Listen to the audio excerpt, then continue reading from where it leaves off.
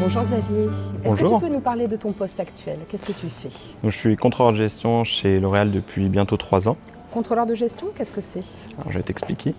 Le but, c'est de s'assurer de la performance d'une entreprise. Donc, une entreprise, le but, c'est de faire du bénéfice. Donc, on doit s'assurer de la croissance du chiffre d'affaires et on doit aussi s'assurer de maîtriser au mieux nos coûts pour pouvoir avoir toujours un résultat en croissance. Et du coup, une journée type, qu'est-ce que c'est? Alors, chez L'Oréal, il n'y a pas trop de journées type. Tout va très vite. C'est une entreprise où il faut être très agile. Moi, je suis sur un contrôle budgétaire, donc j'ai 3-4 équipes différentes avec lesquelles je travaille. Elles ont des budgets. Donc c'est des moyens qu'on met pour pouvoir propulser notre chiffre d'affaires. Donc c'est des tournages, c'est ensuite de l'achat de publicité pour médiatiser ces tournages qu'on a fait. C'est aussi des événements RP qu'on met en place pour pouvoir promouvoir nos produits. Donc moi je m'assure avec eux qu'on met bien en place les bons moyens pour que le chiffre d'affaires soit croissant. D'accord. Et ça, c'était un métier que tu connaissais quand tu avais 17 ans et que tu étais lycéen? Tu savais que ça existait, tu avais envie de le faire? Pas du tout. C'est pas un métier passion.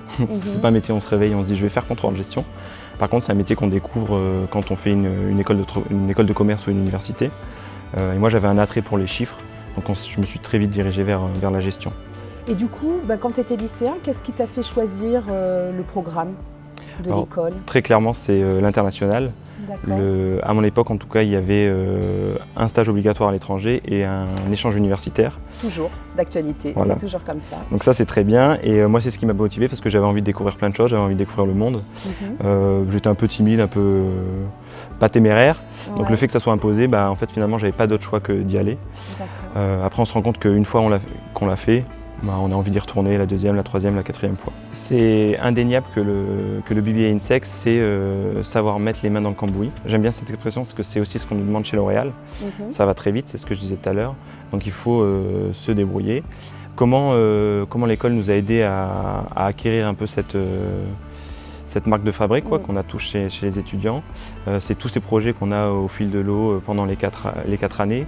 On est toujours dans des groupes de travaux, c'est jamais les mêmes personnes. Et pareil, de partir à l'étranger, il faut trouver un stage. Une fois qu'on a trouvé le stage, il faut trouver un logement.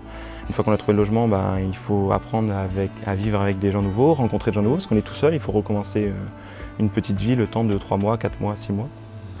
Donc finalement, on n'a pas d'autre choix que de se débrouiller par soi-même. Donc c'est tout ça qui fait que... Donc tu as appris à être débrouillard en fait, quoi. Ah, j'ai appris à être débrouillard, je n'étais pas en arrivant à l'école, non. Super. Quel conseil tu pourrais donner à des futurs étudiants?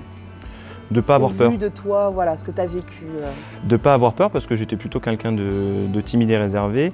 Et finalement, on se rend compte que c'est accessible quand on a envie de le faire. Il faut avoir envie. Merci Xavier. Avec plaisir.